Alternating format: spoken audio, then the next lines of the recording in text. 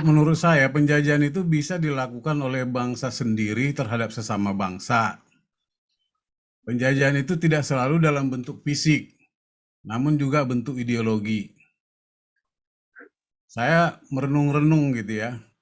Sadarkah kita kalau kita untuk beribadah di tempat yang belum memenuhi persyaratan administrasi pembangunan rumah ibadat, harus dihentikan ibadahnya atau dilarang dengan alasan menunggu masyarakat supaya kondusif.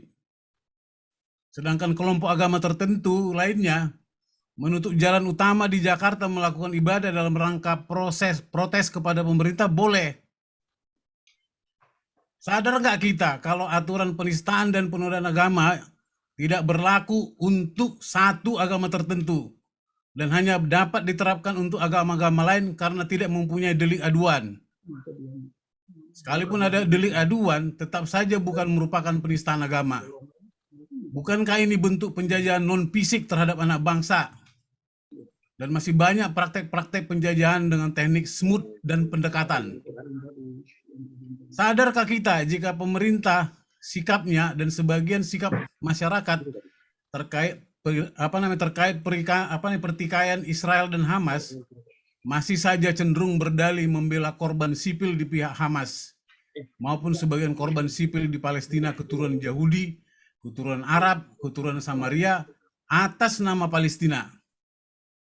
Sadarkah kita, Bu Retno, atau pemerintah yang menyuarakan sikap Indonesia dalam pernyataan sikap di United Nations Plaza kemarin? Di mana peran Indonesia sebagai negara non-blok atau anggota Dewan Keamanan PBB kalau ternyata hanya membela Hamas tapi mengutuk Israel? Pertanyaan saya kepada Pak Paul sama Tulang Jenderal. Satu, kalau firman Tuhan di dalam Kejadian 27 ayat 29 dianggap masih sakral dan masih berlaku untuk bangsa Israel dari dahulu hingga sekarang, tolong Pak Paul jawab. Bukankah Indonesia sekarang sudah dikutuk oleh Tuhan? Untuk Tulang Jenderal, menurut pengamatan Tulang Jenderal, kira-kira terminologi atau paradigma apa yang sedang dilengungkan untuk membela pro Hamas atau anti Israel yang sedang dipolarisasi tentang kalimat penjajah dalam kalimat pembukaan Undang-Undang Dasar 45. Itu aja Pak Paul sama Tulang Jenderal. Salam untuk semuanya. Terima kasih. Ya, Jakarta Sihol dulu, lanjut. Baik, terima kasih. Shalom, selamat malam Pak Tobing. Luar biasa. Tulang, selamat malam Pak Paul. Selamat malam semuanya. Saya mungkin ini Pak Abang Buru ya, ada dua mungkin, satu pendapat ya, satu ada pertanyaan. Jadi pendapat saya ya, kalau kita lihat konteks konflik Israel dan Palestina, ini kita sebagai orang Kristen nampaknya juga terbawa pada akhirnya ke dalam konteks agama ya, karena memang berdasarkan ajaran Alkitab ya dan juga dogma, tapi di sisi lain ada juga teman-teman kita di sebelah. Tapi saya setuju dengan Pak Hendro Priyono dan juga tadi statement Pak Tobing ya. Kalau dalam konteks NKRI, saya kok lebih melihatnya ini adalah konflik ya yang terkait dengan perdamaian dan kemanusiaan. Artinya yang tadi disinggung yang ikut ketertiban dan segala macam itu pendekatannya lebih tepat. Nah, indikasinya apa? Kalau kita lihat ini kan yang ribut, quote unquote ribut berdebat di berbagai media sosial ya, itu kan yang kita dari agama Samawi kan. Tapi agama-agama di luar Samawi, katakanlah Konghucu, Buddha, Hindu, hampir tidak ada pendapatnya ya terkait konflik itu. Ataupun kalau ada, mungkin terdistorsi dengan adanya pendapat antara kita Kristen dengan Muslim. Jadi mungkin kalaupun kita mau terlibat, ya pendekatannya adalah pendekatan perdamaian dan ketertiban dunia. Atau titik ekstrim tidak terlibat sama sekali, gitu ya. Itu yang pertama. Yang kedua, saya menyoroti tentang Pancasila.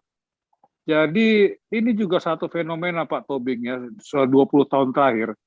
Saya kadang bingung tuh, di Jakarta banyak sekolah internasional dengan kurikulum internasional. Kebetulan beberapa ponakan, kalau anak saya tetap sekolah di sekolah apa? Sekolah swasta nasional lah ya. Masuk ke situ ya, saya perhatiin nih ponakan-ponakan tidak ada namanya pendidikan kewarganegaraan bahasa Indonesia atas dasar apa internasionalisasi mungkin ya, warga dunia segala macam, malah nilai-nilai apa nilai-nilai secara global yang lebih dikedepankan. Saya rasa juga mungkin salah satunya ke depannya kita harus membatasi lah ya, kalaupun ada sekolah internasional di Jakarta, yaitu hanya konsumsinya untuk warga negara asing, tidak seperti sekarang warga negara Indonesia juga bisa, dan itu bahkan dari anak-anak.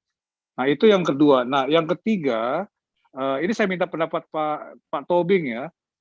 Kalau kita lihat dari aspek militer, kita ingat waktu tahun 72 ketika Olimpiade Munchen ya, di mana 12 kalau nggak salah beberapa orang ya olahragawan Israel diculik. Nah, waktu itu masih Fatah kan, Hamas belum ada. Nah itu ada tim khusus Israel satu persatu orangnya dihabisin, bahkan ada filmnya kan Munich ya. NTB juga kita lihat. Nah, pertanyaan saya Pak Tobing ya, dari aspek saya yakin kemampuan Israel sekarang pasti jauh lebih canggih lah dari dulu ya. Kenapa sih nggak dibuat operasi seperti 72 Munchen ya? Orangnya kan udah bisa diidentifikasi satu-satunya ya, sayap militernya lah, pemimpin politiknya segala macam ya.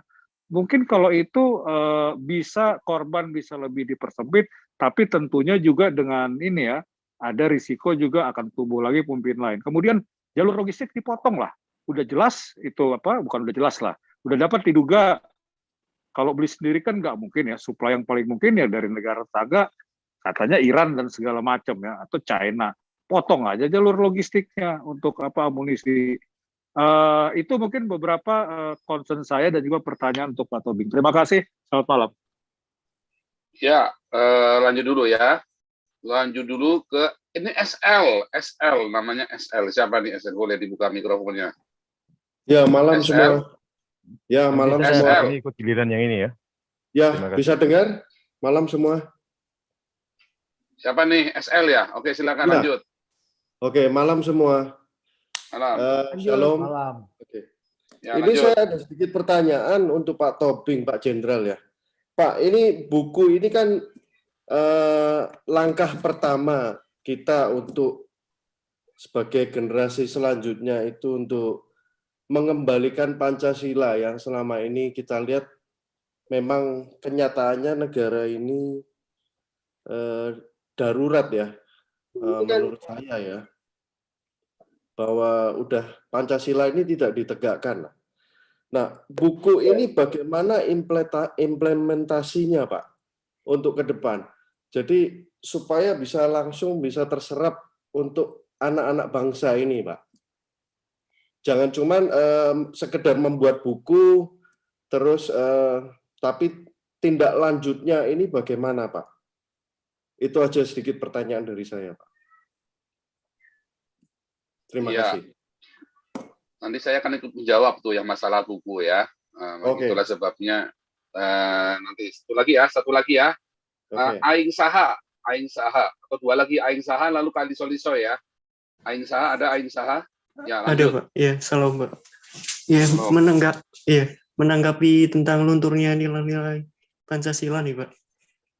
Jangankan di tingkat nasional ya, di tingkat desa maupun kabupaten itu sudah mulai luntur gitu. Menurut saya solusi yang paling tepat itu adalah iklan layanan masyarakat gitu Pak. Contohnya di pedesaan saja udah nggak ada yang namanya papan reklame tentang kepancasilaan gitu.